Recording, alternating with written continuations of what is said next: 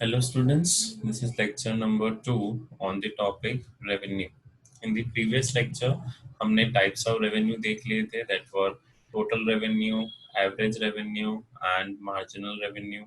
हमने ये तक देख लिया था about the forms of market. हमने perfect की थोड़ी बहुत intro देखे थे. Then monopoly. Then we have studied about monopolistic. Okay ये तीन अपन ने रीड आउट कर लिए थे, आपने देख लिए थे in this particular previous lecture. Now today we will understand the revenue curves in different market. जैसे मान के चलिए कि what is the revenue curve और what is the shape of MR AR curve in perfect competition, in monopolistic competition and in monopoly competition. मतलब हम ये देखेंगे कि परफेक्ट कंपटीशन में इनके शेप क्या है, इनका बिहेवियर क्या है, इनका टेबल कैसे बनेगा, what will be the size, what will be the values of MRAR in these different competition. तो सबसे पहले अपन स्टार्ट करते हैं बेटा परफेक्ट कंपटीशन से. अब देखो परफेक्ट कंपटीशन का एक फीचर याद है कि प्राइस रिमेन्स कांस्टेंट. याद आ रहा है सौम्य? Yes, yes, sir. प्राइस हमेशा कांस्टेंट रहेगा. तो देखो टेबुलर प्रेजेंटेशन में क्या दिख रहा है आपका, AR is equals to price और प्राइस क्या चल रहा है आपका कांस्टेंट 10 10 10 10 10 10 10. वहीं अब मैं TR की बात करूं तो TR का फॉर्मूला क्या है, AR into Q. So AR multiplied करा 10 into 1 that will be giving me 10, then 10 into 2 20, 10 into 3 30, 10 into 4 40 and last 5 into 10 50. फिर अपन MR कैसे निकालते हैं, TRN माइनस TRN माइनस 1. 1 पे तो ये सब इक्वल ही होते हैं, फिर माइनस करते जाओ तो देखो यहाँ पे 10 10 का गैप मिल रहा है. अब देखो यहाँ पे मेरा फर्स्ट कंक्लूजन क्या है, मेरा फर्स्ट कंक्लूजन है कि परफेक्ट कंपटीशन में AR is equals to price और AR is also equal to MR. दिख रहा है यहाँ पे MR भी 10 10 10 10 10 10 कांस्टेंट चल रहा है. Yes, sir. Okay, so my first conclusion, what is my first conclusion from seeing the table is कि AR is equals to price equals to MR under which competition, under perfect competition. और जब मैं इनके graphs बनाऊंगा, मतलब जब मैंने यहाँ ग्राफ प्लॉट करा, चाहे वो AR का हो, MR का हो, TR का, अभी मैं AR MR के प्लॉट कर रहा हूँ तो AR भी 10 10 10 10 चल रहा है और MR भी 10 10 10 चल रहा है. तो ये जो लाइन 10 की है it is representing both the curve AR as well as MR. और यहाँ पे मैंने कुछ कंक्लूजन्स लिखे हैं रिलेटेड टू परफेक्ट कंपटीशन. पहला कंक्लूजन क्या है, firm is always a price taker की price maker. Firm is always a price taker. Paper. Okay, वो कभी भी प्राइस को चेंज नहीं कर सकते. उसके बाद AR is always equals to price, जैसे अपन ने देखा. फिर उसके बाद MR curve matches the AR curve because additional unit are sold at same price. मतलब जो आपका ये MR 10 10 10 10 चल रहा है इसके कारण AR MR दोनों इक्वल हो गए हैं and that's why MR and AR are having the same line. Firm AR and MR curves are perfectly elastic under perfect competition. याद करो जब अपन ने डिमांड चैप्टर करा था तो इलास्टिसिटी ऑफ डिमांड पढ़ा था. तो ED पैरेलल अगर हो जाता है एक्स एक्सिस के तो क्या इलास्टिसिटी होती है बताओ. Perfectly last. Perfectly elastic. So यहाँ पे बेटा इसको हम डिमांड कर्व भी बता सकते हैं. डिमांड कर्व किसका, परफेक्ट कंपटीशन का. इसीलिए देखो यहाँ पे AR एंड MR का हुआ perfectly elastic under which curve, under perfect competition. तो अपने कंक्लूजन ड्रॉ कर लिए. पहला कंक्लूजन बता दो जो बताया था. फर्स्ट कंक्लूजन की AR हमेशा किसके इक्वल चलेगा, प्राइस MR. और MR मतलब दोनों के. ओके, फिर दूसरा कंक्लूजन क्या बोला मैंने कि MR और AR कर्व दोनों ही सेम कर्व होंगे अंडर परफेक्ट, दोनों चेंज नहीं होंगे, मतलब एक के ऊपर एक. और लास्ट में क्या शेप रहेगा दोनों का, what will be the shape बताओ. Parallel to very axis. Good, it will be parallel to X axis, that will be the shape of AR MR curve. अब आ जाते हैं बेटा दूसरे मार्केट में, दैट इज मोनोपोलिस्टिक मार्केट. अब देखो मैंने क्या कहा था, वहां पे प्राइस चेंज होता है, तो देखो यहाँ पे प्राइस चेंज हो रहा है कि नहीं हो रहा है, एआर और प्राइस में चेंज हुआ कि नहीं हुआ। Yes, sir. 9.5, 9.5 से 9, 8.5, फिर 8, फिर 7.5, और ऐसे ऐसे 0.5 का चेंज चल रहा है। और मैं यहाँ पे बात करूं टीआर की, तो वही फॉर्मूला लगाएंगे टीआर निकालने के लिए, ए आर इंटू प्राइस, तो 10 इंटू 1, 9.5 इंटू 2, 9 इंटू 3, 27, ये वही अपना मल्टीप्लीकेशन वाला। फिर एम आर कैसे निकालेंगे, एम आर निकालेंगे with the help of T R, RM, 15 minus yeah, 10, RM minus. 7 minus 19, ये सो ऑन। अब पहला कंक्लूजन हम क्या ड्रॉ कर रहे हैं कि एम आर और ए आर एक दूसरे के इक्वल नहीं है। देखो इक्वल है क्या, टेबल में बताओ मुझे, आर एम आर और A R equal, No, sir. मतलब अब जब मैं इनके ग्राफ प्लॉट कर रहा हूं, तो देखो ऊपर वाला जो प्लॉट है वो जा रहा है ए आर का, और नीचे वाला रेड लाइन जा रहा है एम आर का।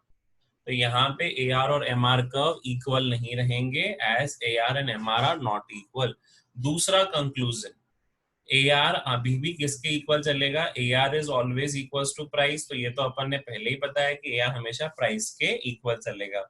तीसरा कंक्लूजन आप यहाँ लिख सकते हो कि जो एम आर कर्व है वो नीचे है और ए आर कर्व ऊपर चल रहा है, मतलब हम ये बोल सकते हैं ए आर भी फॉल हो रहा है और एम आर भी फॉल हो रहा है, but A R is falling with a low speed and M R is falling with the double speed. क्योंकि देखो बेटा, यहाँ अगर ये 0.5 से फॉल हुआ है, तो वो देखो वहां पे वो 1 से फॉल हो रहा है।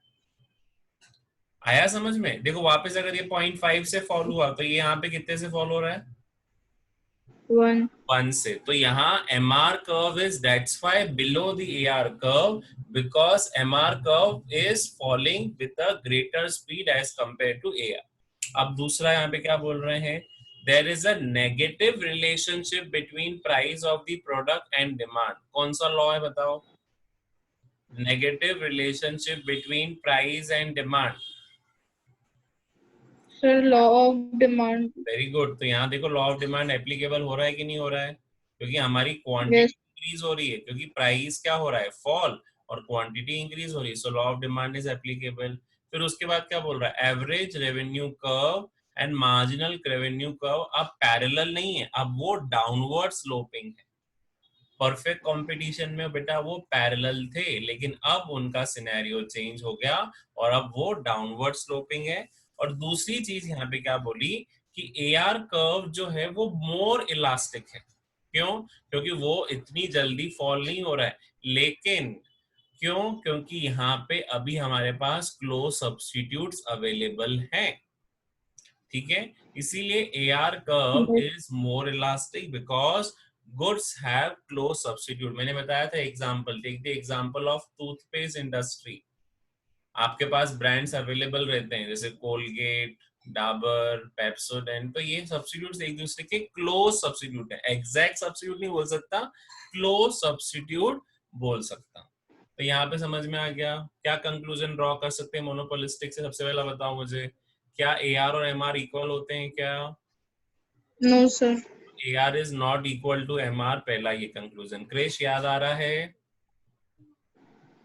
Yes sir. ठीक है, हाँ, A R is not equal to M R. फिर सेकेंड कंक्लूजन क्या बोला कि ए आर और एम आर दोनों क्या शेप ले रहे हैं, दोनों ही डाउनवर्ड स्लोपिंग कर्व बन रहे हैं। अब वो पैरेलल टू एक्स एक्सिस नहीं है, they both are downward sloping curve. तीसरा क्या बोला अपन ने कि A R is falling with a lesser speed and M R is falling with the double the speed. Okay, तो इसीलिए M R curve is below and A R curve is above. और अगर ये ऐसा ही चलता रहा ना बेटा, तो याद रखना एम आर नेगेटिव हो जाएगा, जैसे अपना एमपी नेगेटिव हो जाता है, एम आर नेगेटिव हो जाएगा, लेकिन ए आर कभी भी नेगेटिव नहीं होगा, बिकॉज ए आर हमेशा प्राइस के इक्वल चलता है। कभी सुना है क्या प्राइस नेगेटिव हो सकता है, No, sir. तो कभी प्राइस नेगेटिव नहीं होगा, तो इसीलिए ए आर कर्व भले ही फॉल होगा लेकिन कभी भी जीरो या नेगेटिव नहीं होगा।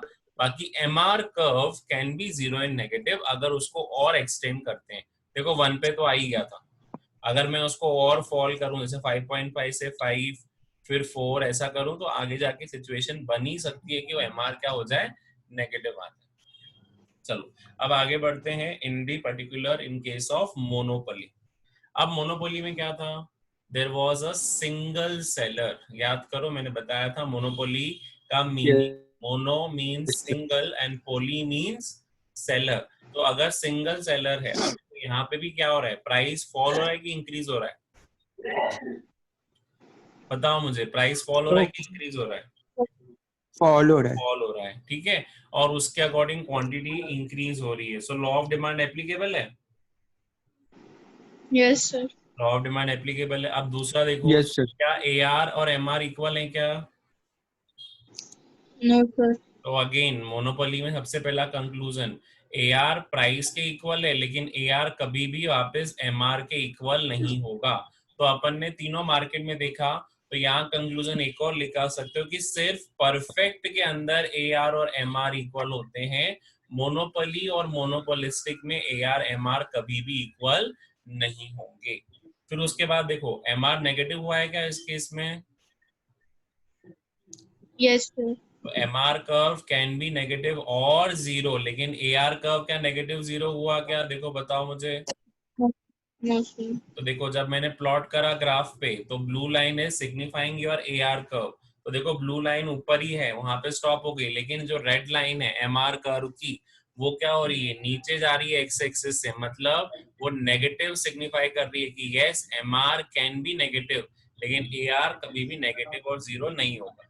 अब देखो यहाँ पे और कंक्लूजन क्या बोले, being a single seller, seller can fix the price because he is the price maker. क्या है भैया, सेलर, सेलर प्राइस मेकर है।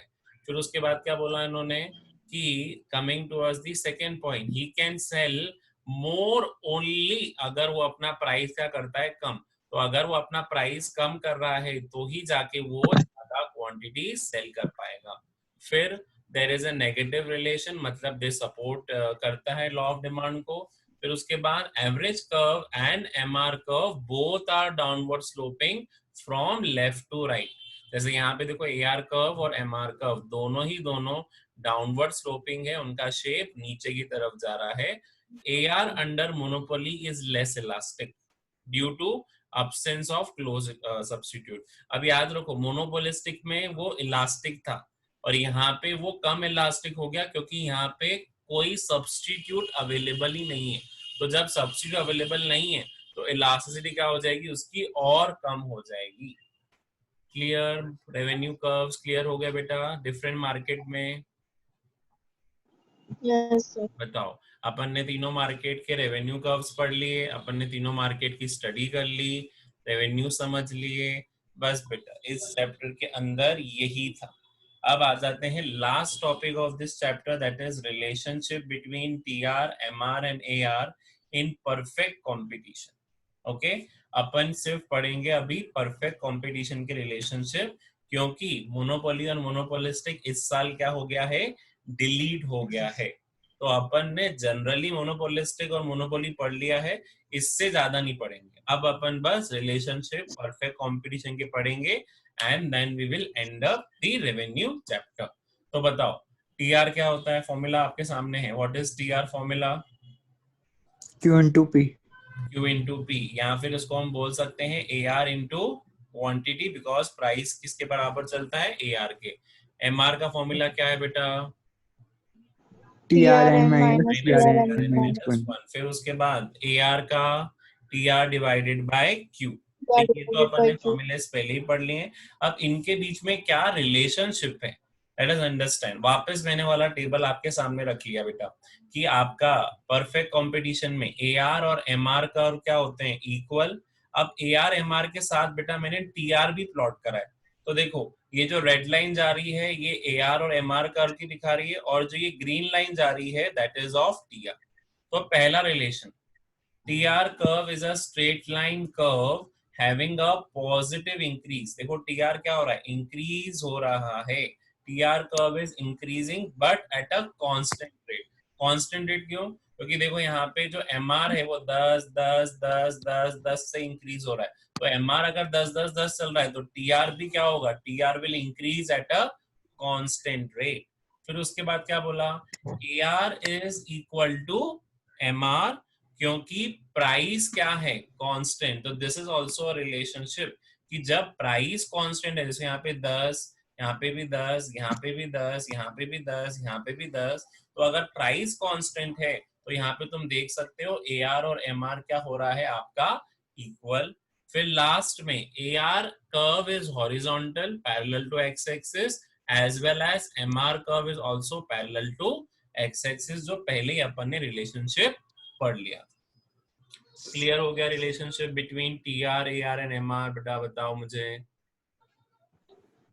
is this clear, Yes, sir. students? So this was the relationship between TR, AR and MR. Let me just check the next topic. Recording को complete कर लेते हैं. So students, today's lecture we are ending on this note only. Thanks for listening. Do subscribe the channel. Your revenue chapter is completed on this topic. The other two topics of monopoly and monopolistic are deleted in current syllabus of CBSE for this particular session, that is session 2022-21. Do subscribe the channel for more updates on the economics.